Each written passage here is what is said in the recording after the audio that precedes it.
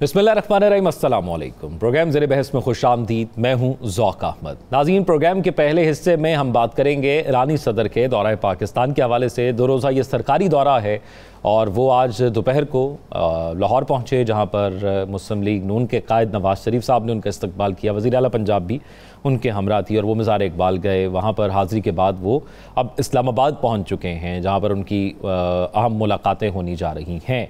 अब पाकिस्तान और ईरान के जो ताल्लुकात हैं वो गुज़िश्ता कुछ अरसा कबल हमें ये बातें सुनने को मिलती थी, कुछ 4 से 5 साल पहले ख़ास तौर पर, कि भारत और ईरान के ताल्लुकात जो हैं वो बहुत करीब हो गए हैं दोनों ममालिक। और फिर हमारा एक एतराज़ भी रहता था कि जो रॉ का नेटवर्क है, हमें जो लोग यहाँ से पकड़े जाते थे वो कहीं ना कहीं, जैसे कुलभूषण, ईरान के बॉर्डर के थ्रू पाकिस्तान के अंदर दाखिल हुआ था।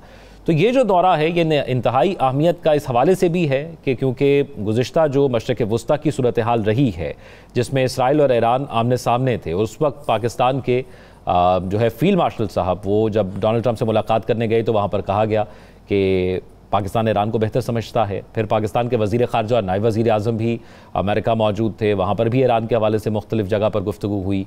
और पाकिस्तान ने जब बुनियानुल मसूस में कामयाबी हासिल की तो पहला दौरा 4 इस्लामी ममालिक का दौरा किया गया, और पहला जो दौरा किया गया था वो पाकिस्तान की जानिब से ईरान का ही किया गया था। फील्ड मार्शल भी वज़ीर आज़म के उस दौरे के अंदर हमरा थे। तो इस दौरे के अंदर ज़्यादा उम्मीद तो एक तिजारत की कही जा रही है कि $10 अरब तक बढ़ाने का मंसूबा लेकर आएंगे। ये मसूद पज़ेश्कियान साहब जब ईरान से निकल रहे थे तो उन्होंने मीडिया से गुफ्तगू करते हुए कहा था। दूसरा, सिक्योरिटी के अमूर पर जो है वो तफसीली तबादला ख्याल होगा और वफूद की सतह पर जो है वो गुफ्तगू होगी।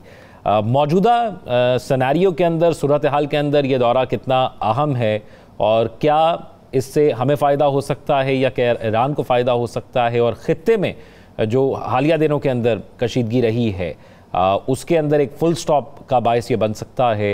इस तमाम तो सूरत हाल पर हम बात करते हैं। हमारे साथ प्रोग्राम के अंदर नजमुल साकिब साहब, ज़फ़र इलाही और पीजे मीर साहब मौजूद हैं। नजमुल साकिब साहब, ईरानी सदर का दौरा है पाकिस्तान, आप कैसे देखते हैं? 2 रोज़ा ये सरकारी दौरा है, हमारा बरादर इस्लामी मुल्क है, हमारा पड़ोसी है, हमारे बहुत पुराने ताल्लुकात हैं और मुश्किल की हर घड़ी में एक दूसरे के साथ साथ खड़े रहे हैं। तो ये जो दौरा है ये एक रूटीन का दौरा होगा या इसमें कुछ डिफरेंट भी होगा? देखिए, सबसे पहले तो ये बताऊं आपको कि इस वक्त मैं 92 में नहीं पहुंच सका स्टूडियो में, अपने टाइम से निकले थे, तो इस वक्त सड़क में खड़ा हूं और चारों तरफ ट्रैफिक है, सड़कें बंद हैं। यूं समझिए कि फैजाबाद और फिर इस्लामाबाद क्लब के आगे से शुरू हो जाएं, सिरेना तक जो है वो सारा बंद है। तो ये मैं तो ये सोचना चाहूंगा कि ये शायद सिक्योरिटी पर्पस के लिए ये बहुत सारे ट्रक और डंपर और गाड़ियां और ये सारी सड़कें बंद हो गई हैं, 2 रोया जो आपकी ट्रैफिक है, तो हो सकता है कि सिक्योरिटी का कोई इंतजाम हो। बहरहाल आपने जो सवाल पूछा है वो ये है कि ये जो $10 बिलियन की आपने बात की है ना, कि जी $10 बिलियन का तजारती हजम जो है वो करने आए हैं, तो मुझे याद पड़ता है कि पिछले साल जब सदर रईसी तशरीफ लाए थे अप्रैल 2024 में, तो उस वक्त भी यही फिगर सामने आई थी कि जी $10 बिलियन जो है ना, उस तक हमने अपनी ट्रेड का हजम जो है, वॉल्यूम जो है वो बनाना है। अब बदकिस्मती हुई कि अगले ही माह जो है वो हेलीकॉप्टर हादसे में यानी सदर रईसी जो है वो अपनी जान से गए। तो उनका दौरा था, बड़ा कामयाब रहा, बड़े क्रिटिकल टाइम पे था। तो ये जो अभी मसूद पज़ेश्कियान का दौरा है, ये भी पहला दौरा है, टाइमिंग बड़ी इंपॉर्टेंट होती है। सबसे पहले तो ये देख लीजिए कि ईरान और इजराइल ने अभी जंग खत्म की है, पाक भारत जंग खत्म हुई है। खित्ते की सूरत हाल अगर आप देखें तो आपको पता लगेगा कि इस वक्त इनका आना ये सिर्फ रूटीन की बात नहीं है, ये सिर्फ ट्रेड और इकोनॉमिक्स की बात नहीं है, इसमें कुछ और अवामिल भी हैं। एक आपने इशारा किया, उसको जरा थोड़ी तफसील से बताते हैं कि देखिए, जब हमारे फील्ड मार्शल साहब मुलाकात होती है लंच ऑन मीटिंग पे डोनाल्ड ट्रंप से, तो डोनाल्ड ट्रंप साहब बाहर निकलते हैं, हमें पता नहीं है कि क्या बातें हुई हैं, उसके बारे में तो सिर्फ स्पेकुलेशन हैं, क्या सराइयां की जा सकती हैं। लेकिन ट्रंप साहब ने बाहर निकल के कहा जी कि पाकिस्तान ईरान को अच्छी तरह से जानता है। अब आ जाए इसमें कि फॉरेन ऑफिस ने कल जो है ना, हमारे फॉरेन ऑफिस ने एक बड़ी यानी खूबसूरत सा बयान दिया, जिसमें उन्होंने कहा कि जी ईरान जो है और अमेरिका के दरमियान जो कशीदगी है, ईरान और अमेरिका के दरमियान कशीदगी कम करने के लिए हम क्वाइटली, यानी पाकिस्तान क्वाइटली काम करेगा। ये अब देखिएगा कि ये दौरे से एक दिन पहले की बात है, यानी ये कल की बात है। मतलब क्या हुआ? मतलब ये हुआ कि जाहिर है तिजारत की बात होगी, बढ़ाने की भी बात होगी, इकोनॉमिक्स की भी बात होगी। अब इसमें जो मेन चीज इस वक्त मेरे ख्याल में हमारा पैनल आपको बता सकता है वो ये है कि चीन और अमेरिका के दरमियान जब हमने कहा ना, हमारे एक फॉर्मर फॉरेन मिनिस्टर ने कि हम कराते हैं आपकी दोस्ती, फलाना ब्रिज का काम करते हैं, तो उस वक्त तो लोग हंसे थे। लेकिन इस वक्त अगर पाकिस्तान ये कहता है कि ईरान और अमेरिका की कशीदगी जो है वो कम करने में हम कोई किरदार अदा कर सकते हैं, तो इस वक्त हमारे क्रीडेंशियल मजबूत हैं, पहली बात। दूसरी बात ये कि उसमें देखना ये कि क्या वाकई कशीदगी दूर कर सकता है पाकिस्तान, और फिर खास तौर पे कि जो ईरान का जौहरी प्रोग्राम है, क्या ईरान उस पर कंप्रोमाइज करेगा, कौन सा रास्ता निकलेगा।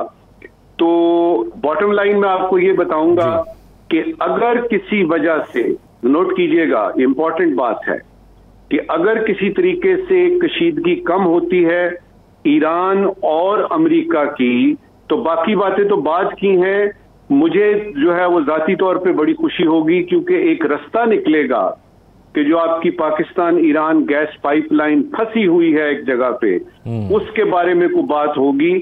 और उसके बाद ये है कि जो एटॉमिक प्रोग्राम है इसका ईरान का, उसमें किस किस्म की सूरत हाल डेवलप होती है। पाकिस्तान चूंकि नहीं चाहता कि एक ऐसी सिचुएशन में आए जिसमें ईरान जो है वो एटॉमिक जो है वो यानी कंडक्ट करता है अपना, यानी टेस्ट करता है, वो बड़े टेस्टिंग टाइम होंगे, क्योंकि पाकिस्तान और ईरान के ताल्लुकात तारीखी हैं, इस्लामी हैं, मुसलमान मुल्क है, हमसाया मुल्क है, और बड़े अच्छे ताल्लुकात हैं। इसी तरह से जो गर्मजोशी हमने देखी है इसकी यानी अमेरिका की और पाकिस्तान की, तो मेरे ख्याल में 2-3 इसमें तिजारत के अलावा भी बातें आपके सामने आएंगी। 2 रोजा उनका दौरा है, पता चलेगा। लेकिन मैं बड़ा पुरुम्मीद हूं कि ये बड़ी अच्छी टाइमिंग है कि पाकिस्तान अपना इलाके में एक अहम मुल्क के तौर पे अपना किरदार अदा करे, और किसी तरह से ऐसा हो कि ये टेंशन कम हो। और मैं तो पाकिस्तान ईरान गैस पाइपलाइन की ही बात करूंगा कि वो इतना बड़ा प्रोजेक्ट है, उससे इतना फायदा हमें होगा। अल्लाह करे कि ये सूरत हाल जो है ये पॉजिटिव जो है ना वो यानी जाए इसमें।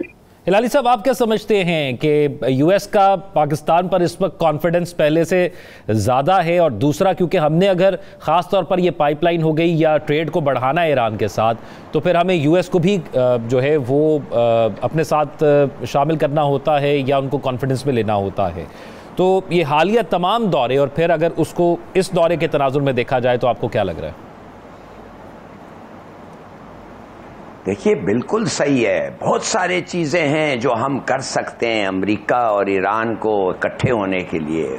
बहुत सारी चीज़ें हम उनसे कह सकते हैं, उनको एडवाइस कर सकते हैं। मैं आपको बताता हूं, हमारा बहुत बड़ा रोल था चाइना और अमेरिका को नज़दीक लाने, and we played a terribly constructive role.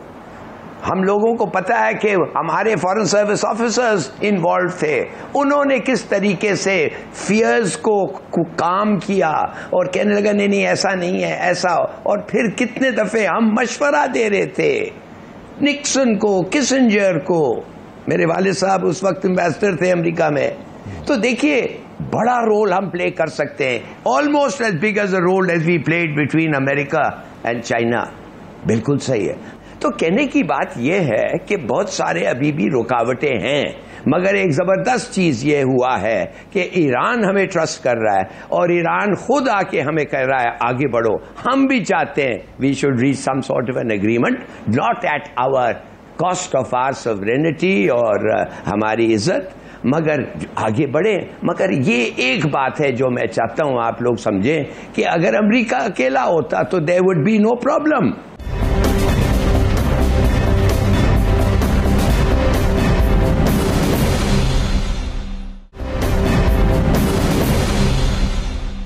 जी नजम साकिब साहब ऐड कीजिएगा, फिर पीछे मीर साहब की तरफ जाए। मैं बस बताना चाहता हूँ, ये हिलाली साहब ने बड़ी अच्छी ज़बरदस्त बातें की हैं। थोड़ा सा ऐसा है कि हालात बदल गए हैं ना, वक्त बदल गया है। मिसाल के तौर पे ये वो वक्त नहीं है कि जिसमें अमेरिका और चाइना जो है वो आपस में बात ही नहीं किसी तरीके से कर सकते, किसी किस्म का कोई कम्युनिकेशन नहीं है। तो उसमें पाकिस्तान ने अपना रोल अदा किया और उसके बाद जो है वो यानी दोनों मुल्कों में राब्ते बहाल हुए। पाकिस्तान ने बहुत अच्छा किरदार अदा किया था, लेकिन उस दिन से लेके आज तक कई डेकेड्स गुजर गए, हालात बदल गए हैं। अब चाइना और अमेरिका को मिलाने के लिए क्या पाकिस्तान जो है वो कर क्या सकता है, पहले तो ये देखिए। दूसरी बात ये है कि ईरान का किस्सा जरा मुख्तलिफ है। इस वक्त के हालात जो है वो डिमांड करते हैं, और ये बात के यानी इजराइल को भी मनाना पड़ेगा। देखिए ये इन्होंने बात की है कि the tail is wagging the dog, ये बात ठीक है, लेकिन अब अमेरिका को इतना भी अंडर एस्टिमेट ना कीजिए कि वो कुछ भी नहीं कर सकता। याद रहे कि जब ये जंग हुई है इजराइल की और ईरान की, तो ये अमेरिका ही था जिसने के बंद कराई है, ये अमेरिका ही था जिसके B-2 बॉम्बर्स गए थे। तो ठीक है, इजराइल जो है वो एक नागुज़ीर ताकत है अमेरिका के लिए, और इजराइल की बात मानता है अमेरिका, लेकिन ये कहना कि उसके बगैर यानी कोई फैसला ही नहीं कर सकते। बॉटम लाइन, इजराइल के तमाम अहदाफ बकौल इजराइल के पूरे हो चुके हैं, बशमूल उन तमाम एटॉमिक तनसीबात के वो जो हिसाब किताब हुए थे। लिहाजा ये कहना कि अब जो है वो हालात बेहतर नहीं कर सकता अमेरिका, चूंकि इजराइल जो है वो यानी वो उसको बहुत ज्यादा चहेता है उसका, इसको थोड़ा सा हमें डिफरेंटली देखना पड़ेगा। ठीक, अच्छा पीछे मीर साहब, अब पाकिस्तान और ईरान की जब बात होती है तो बहुत से ऐसे चीज़ें हैं जिन पर कहा जाता है कि इसमें तिजारत ज़्यादा हो तो दोनों मुल्कों को फ़ायदा हो सकता है। जैसे राइस की बात की जाती है, उसकी एक्सपोर्ट, या फिर आपका फ्यूल है वो बात की जाती है, या गैस पाइपलाइन की बात की जाती है। तो आपको लगता है कि ये जो हालिया दिनों में जितने वाक़यात हुए हैं इसने पाकिस्तान और ईरान को मज़ीद करीब कर दिया है, और ये जो पाकिस्तान और US के जितने दौरे थे इसने पाकिस्तान और ईरान की तिजारत को भी मज़ीद करीब कर दिया है, तो इसके हवाले से हमें ज़्यादा खुशखबरियाँ मिलेंगी इस दौरे में? देखें, ये तो एक जो दौरा है मेरी नज़र के अंदर, मैं जो अपनी राय रखता हूँ, ये एक स्ट्रेटेजिक रीअलाइनमेंट की बात होगी बिटवीन पाकिस्तान एंड ईरान। आपने शायद उसका नोट नहीं किया, नजम साकिब साहब ने जो बात की है, जो डोनाल्ड ट्रंप ने कहा है मैं ईरान और पाकिस्तान को जानता हूँ, वो बड़ी उसने गहरी बात की है। ना अमेरिका हमें ट्रस्ट करता है, ना ईरान को ट्रस्ट करता है, और अब बात आ गई है कि हमें ये कैसे डील करेगा। ये जो मुलाकातें हैं ये पूरी तरीके के साथ अमेरिकन एम्बेसी इसको स्क्रूटनाइज और मॉनिटर करेगी कि देखिए कि इसके अंदर से निकला क्या है। ट्रेड हमारा 3 बिलियन का तो ट्रेड है, 3 बिलियन का जो ट्रेड है वहां भी आपका रफड़ पड़ा हुआ है ईरान के साथ। हमारे यहाँ जो बॉर्डर पे इनको तंग होते हैं, वहां जाते हैं उनके तंग होते हैं। उन्होंने कंप्लेन की, कोयटा चैम्बर का आप स्टेटमेंट पढ़े ना, कोयटा चैम्बर कहता है भाई हम 100 आइटम्स भेजते हैं जो एक्सपोर्ट होता है पाकिस्तान से उधर से, और उधर से हजारों आइटम्स आते हैं। Sorry, bag your pardon, I said it wrong. 10 items Pakistan के एक्सपोर्ट होते हैं, 100 आइटम ईरान का पाकिस्तान में आता है। उन्होंने इतनी रिस्ट्रिक्शंस उधर लगाई हुई हैं। बॉर्डर के ऊपर अभी भी किसी ने कहा था कि 400 ट्रक 1200 ट्रक खड़ा हुआ है ईरान और पाकिस्तान के बॉर्डर के ऊपर। मुसीबतें ये हैं, जो आपका जो लोकल ट्रेड होता है उसके ऊपर बात ज्यादा करें तो आगे निकलेगी। अब ये होगा, कई दफा आपके विजिट्स पहले हुई हैं, क्या बॉर्डर का खत्म हुआ है? नहीं हुआ है। मैं 3 दफा लंदन से इधर पाकिस्तान बाय रोड आया हूँ, और मुझे पता है कि ईरान के अंदर किस तरीके के साथ बॉर्डर के ऊपर डील किया जाता है। बात होती है फैसिलिटेशन। अभी देखो, हम टूरिस्ट की भी little bit irrelevant but very relevant, Shahbaz Sharif एक खोल रहे हैं एक जगह कि जिसके अंदर फॉरेनर्स के लिए कोई दुश्वारियां पैदा ना हो एयरपोर्ट के अंदर। यही चीज हमें बॉर्डर्स के ऊपर करनी है, वेदर इट इज चमन और वेदर इट इज लंडी कोतल और वेदर इट इज ताप्तान। ये हमें करना पड़ेगा, क्योंकि यहाँ ये जो एक और मेरी नजर के अंदर जो बात आती है कि ये जब ट्रेड होगा तो ईरान के थ्रू हम यूरोप जा सकते हैं, सीपैक वहां से आप इसको ऊपर ले जा सकते हैं, खुल सकता है आपका। और ये जो ट्रेड है ये ईरान, पाकिस्तान और मैं कहता हूँ इंडिया को भी इसका फायदा होगा। अगर इंडिया के होश ठीक ठिकाने हो, लेकिन इनको समझाए कौन? तो ये मैं समझता हूँ इस पर जरूर बात होगी, लेकिन मेरी नजर के अंदर ये स्ट्रेटेजिक रीअलायंस होगी, क्योंकि ईरान ने देख लिया है कि वक्त के ऊपर वो कहते हैं ना, when the push comes to crunch, तो वो क्या करते हैं। हेलीकॉप्टर का जिक्र हुआ, कितनी प्रिसीजन से वो हेलीकॉप्टर वो प्रेसिडेंट का मारा गया, कितनी प्रिसीजन से ईरान के ऊपर अटैक्स हुए, उनकी बिल्डिंग्स के ऊपर या उनके की लोग जो हैं उनको मारा गया। तो द क्वेश्चन इज कि Iran is already under attack internally. देख लिया उन्होंने जो अफगान रेफ्यूजीज है उनको स्पाइस करके वापस भेज रहे हैं। तो ये जो चीजें हैं, मैं समझता हूँ Iran is in a turmoil and Pakistan is in a better position कि आपकी ये रीअलाइनमेंट के अंदर फैसिलिटेट करे। अब पाकिस्तान को कितना कौन ट्रस्ट करता है, आई डोंट नो, वो तो हमें ट्रस्ट नहीं करते, तो आपका क्या ख्याल है इनका करेंगे? उनको पता है न्यूक्लियर के अंदर आपने देख लिया कि अब्दुल कदीर खान के साथ क्या किया था, कि हम ईरान को क्या कर रहे हैं क्या नहीं कर रहे। दे ऑल नो, डोसियर्स इनके पास पड़े हुए हैं, खुले हुए हैं, they know and they open up as and when necessary. So I'll still be very skeptical. Yes, अच्छी बात है, करो, मीटिंग करो, हर चीज करो, लेकिन ग्रास रूट पे जो हमारे प्रॉब्लम्स है, हमारे जो तजारती प्रॉब्लम्स है कोयटा के अंदर इन पर्टिकुलर, इस पे आप मद्देनजर रखो। वो कहते हैं जी हाँ काउंसिल जनरल से बात करो, काउंसिल जनरल से बात क्या करो? मीर साहब ने कमाल की बातें की हैं, और सारी की सारी बातें जो हैं उससे हम एग्री करते हैं। आपने एक चीज नोट नहीं की कि इन्होंने ये कहा है कि ये गए हैं पाकिस्तान से लंदन गए हैं 3 दफा बाय रोड, तो ये मौका अच्छा है इनसे कहें कि अगली दफा जाएं तो जरा हमें भी साथ ले जाएं, हम भी देखते हैं कि किस तरीके से वो बाय रोड सफर होता है। बदकिस्मती ये है कि पिछले दिनों हमें खबर मिली कि बाय रोड जो है वो इराक और ईरान की तरफ जो है वो शायद ना जा सके, फेरीज वगैरह का बंदोबस्त हो रहा है। तो हो सकता है कि अगली दफा हम लोग फेरी पे बैठ के तो ये जो बॉर्डर्स हैं इनको क्रॉस करें। मौका अच्छा है, बात मनवा लें। मैं मीर साहब आपसे एक और चीज एक चीज और जानना चाहूंगा, फिर हिलाल साहब मैं आपकी तरफ आता हूं। मीर साहब एक चीज, ये तो आपने पर्सपेक्टिव किया पाकिस्तान और ईरान की ट्रेड के हवाले से, एक पर्सपेक्टिव ये कि अगर हमारे पड़ोस में एक जंग लगी होगी तो उसका हमें भी नुकसान होगा जो पहले हो चुका। तो आपको लगता है कि एक तो ये शुक्रिया अदा करने के लिए पाकिस्तान आए, जिस तरह पाकिस्तान वहां पर गया था कि सिफारती सतह पर पाकिस्तान ने भरपूर हिमायत की, दूसरा मुस्तकबिल में इस नहज पर ना सिचुएशन पहुंचे उसके लिए भी पेश की इकदाम होंगे? देखें, जब हिमायत की हम बात करते हैं ये डिप्लोमेटिक टर्म होती है। चाइना हमारी बड़ी हिमायत करता है, लेकिन वो फौजें कोई पाकिस्तान में नहीं भेजता। जब हमारी कोई कॉन्फ्लिक्ट होता है इंडिया के साथ, वो आपको आर्म्स दे देगा, एम्युनिशन दे देगा, लेकिन China is a different cattle of fish. हम अगर इस तरीके के साथ इनको आर्म्स एम्युनिशन देना करेंगे, अमेरिका इसको बड़ा सीरियसली लेगा। वो कहेगा आर यू विद अस और not with us, simple as that. तो हम डिप्लोमेटिकली बिल्कुल उनके साथ हैं, मॉरली भी उनके साथ हैं, लेकिन at the end of the day याद रखना, we all have to save our own skins, simple as that. ये बड़ी कड़वी बात है, लेकिन रियलिटी है। हमने अपने इंटरेस्ट को भी देखना है, ईरान ने अपने इंटरेस्ट को भी देखना है, और उसका बात वहीं आ जाएगी कि हम कहीं ना कहीं रिकंसाइल करें, जिस तरह हमने सऊदीज एंड ईरान की कोशिश की थी, हम रिकंसाइल करने की कोशिश करें। और इन्होंने सही कहा हिलाली साहब ने, इनके तो वालिद साहब तो उस वक्त एम्बेसडर थे जब हेनरी किसिंजर लाहौर आया था, तो उस वक्त भी हमने दरवाजे खोले थे, और वो दरवाजे खोले बंद हो गए, खोले बंद हो गए। तो ये चलता रहता है, और इस पे आपको कंटिन्यूसली एक बहस, नेगोशिएशंस, रीनेगोशिएशंस आपको करनी पड़ेगी। तो this is what stands between us and Iran. जी लाली साहब, देखिए, मैं समझता हूं कि पीजे का जो पॉइंट्स थे बिल्कुल वैलिड थे, मगर पीजे they are points which will certainly impact on trade, मगर वो ट्रेड के बारे में मैं नहीं बात कर रहा हूं।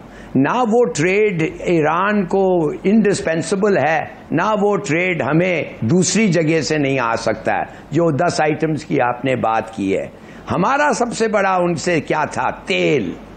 और देखिए इस हद तक हम गए कि हमने वो अग्रीमेंट साइन किया, जरदारी साहब ने साइन किया, मुसव्वी वो अहमद निजाद ने साइन किया, और साइन करने के बाद अहमद निजाद ने कहा ये कभी इंप्लीमेंट नहीं होगा। ये इसलिए नहीं होगा कि अमेरिका नहीं अलाउ करेगी, और बिल्कुल सही कहा उसने, अमेरिका नहीं अलाउ कर रही है। अमेरिका तो इस हद तक इस वक्त आ गया है कि इंडिया को पीनलाइज कर रही है कि रूस की तेल वो ले रहा है, उन पे ये लगा रहा है। देखिए, this is a different world, मगर मैं समझता हूं द ग्रेटेस्ट बेनिफिट जो हुआ है वो पाकिस्तान और ईरान की फ्रेंडशिप हैज बिकम ट्रांसफॉर्मेटिव। मैं समझता हूं ऐसी दोस्ती कभी नहीं हुई है। आप यकीन नहीं कर सकते, इस हद तक किसी ने मुझे कहा कि ईरान का फिसाइल मटेरियल शायद किसी, हम लोग भी उनको बचा रहे हैं उसको, माने के क्या पता they have given it to us for safe keeping. I mean it was ridiculous. ये नहीं हुआ और हो भी नहीं सकता विदाउट अमेरिकन फाइंडिंग आउट। मगर मैं जानना आपको ये कहना चाहता हूं, किधर था ये रिलेशनशिप जब यादाव आता था और हर किस्म के हिंदुस्तानी आके विद आर्मामेंट्स आते थे पाकिस्तान थ्रू ईरान। और एंड टुडे जब ईरान का प्रेसिडेंट आ रहा है हमें थैंक कर रहा है, वो थैंक यू पाकिस्तान जो उन्होंने निकाला है, पता नहीं किसने निकाला है, इट इज टाइमली और इट इज सिग्निफिकेंट कि उन्होंने अपने आप को इंगेज किया है हमारे साथ ऐसे वक्त। I think our relationship is going to change. एक लाइन में एक चीज नहीं भूलनी चाहिए, वो एक कहावत है, in times of trouble you know God and the soldier are all adored. Yes. When the danger has passed and all things righted, God is forgotten and the soldier slighted. Yes. ठीक है, एक break की तरफ हम जाएंगे। Break के बाद आएंगे तो एक और अहम मामले के हवाले से बात करेंगे। लेकिन ये जो दौरा है इसमें से बहुत सी अहम अपॉर्चुनिटीज़ भी होंगी और माजी के जो ताल्लुकात हैं उन पर शुक्रिया भी होगा। देखते हैं कल जब एलामिया आएगा इस तमाम 2 रोज़ा दौरे का तो उसके बाद मज़ीद चीज़ें वाज़ेह होंगी। एक ब्रेक की तरफ चलते हैं, स्टे विद अस।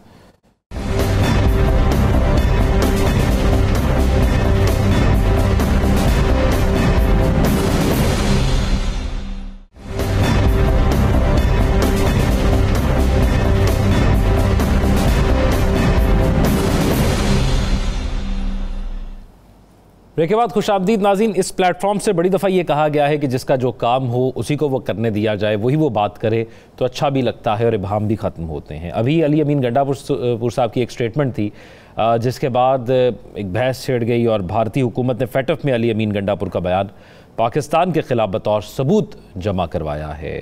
और अली अमीन गंडापुर साहब की जानिब से ये कहा गया कि वो तालिबान को गिरफ़्तार करते हैं लेकिन इदारे उन्हें रिहा कर देते हैं।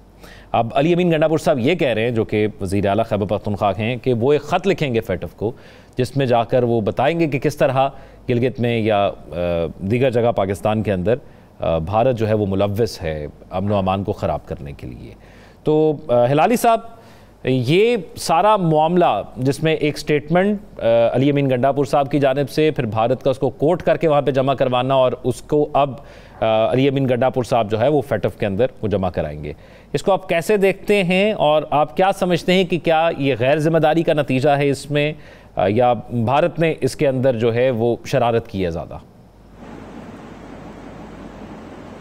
देखिए, आपको पता होना चाहिए इसलिए कि हमने इस इश्यू को रेज किया है in front of the public कि अली गंडापुर ने ये कहा था कि जो मैंने कहा था it is been taken out of context, और इस हद तक कि मैं अब सोच रहा हूं कि मैं अब एक ख़त लिखूंगा और उस ख़त में मैं एक पूरा बताऊंगा कि हिंदुस्तान की किस किस्म की इंटरफियरेंस हो रही है केपी में, हम क्या कर रहे हैं, और एक्सप्लेनेशन जो होगा मैं फाटफ को भेजूंगा और उनको कहूंगा कि मेरे इस the statement that I meant to give and I am giving, उस बेसिस पे एक इंक्वायरी हो अगेंस्ट इंडियन इंटरफियरेंस इन पाकिस्तान और किसको टेरर वो क्या कहते हैं प्रोमोटिंग टेरर देखना चाहिए। तो देखिए, अब उसने ये कह दिया है, अब सबको पता है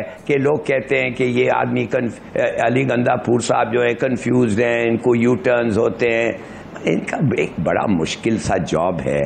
एक लफ्ज इसने अगर कुछ कहा है और मानता है और कहता है कि I have taken it's been taken out of context, कहता है कि मैं एक्सप्लेनेशन दूंगा, तो कम से कम यार उसके लिए ठहर तो जाएं।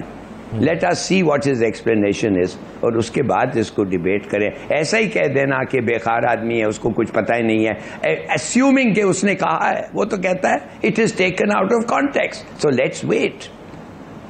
मीर साहब, आपको क्या लगता है, क्योंकि पोजीशन मैटर करती है कि कौन किस पोजीशन पर बैठकर क्या बात कर रहा है, उनका ये बयान और फिर भारत का उस पर रद्द-ए-अमल, क्योंकि अली अमीन गंडापुर साहब ये कह रहे हैं कि मैं फैटफ को जो ख़त लिखूंगा और भारत को ग्रे लिस्ट में दिलवाऊंगा, तो आपको लगता है कि अली अमीन गंडापुर साहब का जो ख़त उसमें लिखेंगे या भारत ने जो ख़त लिखा है, कोई इसमें फ़र्क पड़ सकता है या जैसे एक न्यूज़ है?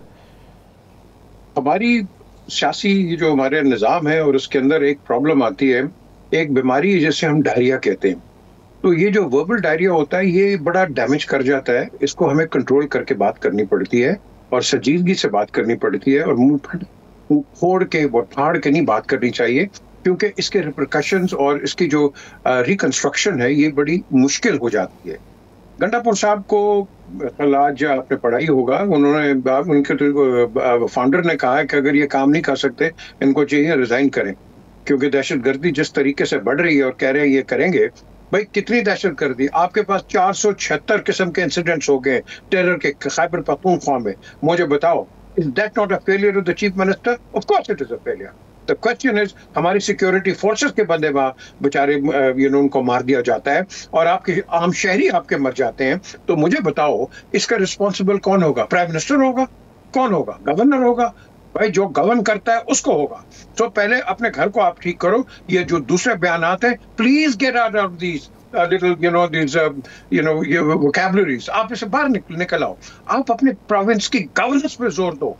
आपका गवर्नेंस पे मेरे भाई जोर नहीं है, क्योंकि मैंने आपको बताया जिस दिन मैं पेशावर गया था, Peshawar look like a dump. It was such a clean city, और आज आप जाके देखो उसका हाल क्या हुआ है। तो ये किसका फेलियर है मुझे बता दो? म्यूनिसिपल कमेटीज है, ये लोकल गवर्नमेंट से कौन है, किसके अंडर है ये? तो ये जो चीजें हैं, I would much rather request the chief minister to concentrate on these things rather than going out of your depth and talking to something which you have no concern. आपका मेन कंसर्न है security है आपके province का, आप उसमें तवज्जो दें मेरे भाई।